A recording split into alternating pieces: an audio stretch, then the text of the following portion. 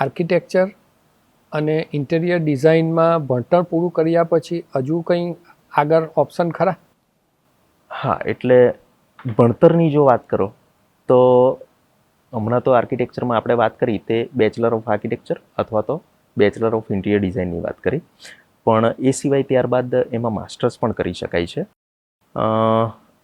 જેમ કે જો આર્કિટેક્ચરની વાત કરીએ તો આર્કિટેક્ચરમાં urban design, planning, landscape architecture એ બધામાં માસ્ટર્સની ડિગ્રી વિદ્યાર્થી મેળવી શકતો હોય છે. અને જો એનાથી વધુ વાત કરીએ તો masters in planning, urban planning, transportation planning એ રીતે પણ ઘણી પ્લાનિંગની ફિલ્ડમાં પણ વિદ્યાર્થી એડમિશન લઈ શકતો હોય છે.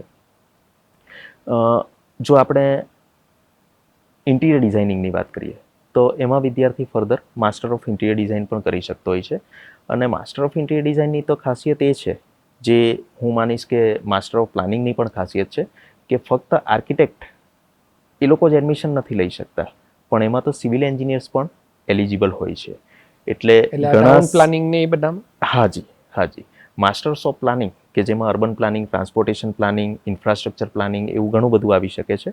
તો તેમાં સિવિલ એન્જિનિયર એ પણ એલિજિબલ ગણાતા હોય છે, અને આર્કિટેક્ટ તો આપણે વાત કરી તેમ એલિજિબલ હોતા જ હોય છે. તે જ રીતે માસ્ટર ઓફ ઇન્ટિરિયર ડિઝાઇનની વાત કરીએ તો એમાં પણ આર્કિટેક્ટ, ઇન્ટિરિયર ડિઝાઇનર અને એ સિવાય સિવિલ એન્જિનિયર્સને એ બધા પણ એમાં એલિજિબલ ગણાતા હોય છે. એટલે ઘણી વખત એવું થતું હોય છે કે સિવિલ એન્જિનિયરિંગ કે એવું કર્યા પછી એ કેન્ડિડેટને થોડું ક્રિએટિવિટીમાં રસ જાગવા માંગે છે. તો એ વખતે એ આગળ શું કરી શકે ફર્ધર, તો એની અવઢવમાં હોય છે.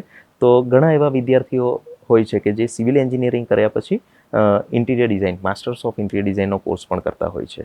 અને જો પ્લાનિંગમાં જવું હોય તો એ માસ્ટર્સ ઓફ પ્લાનિંગ તો એ શક્ય છે જ એના.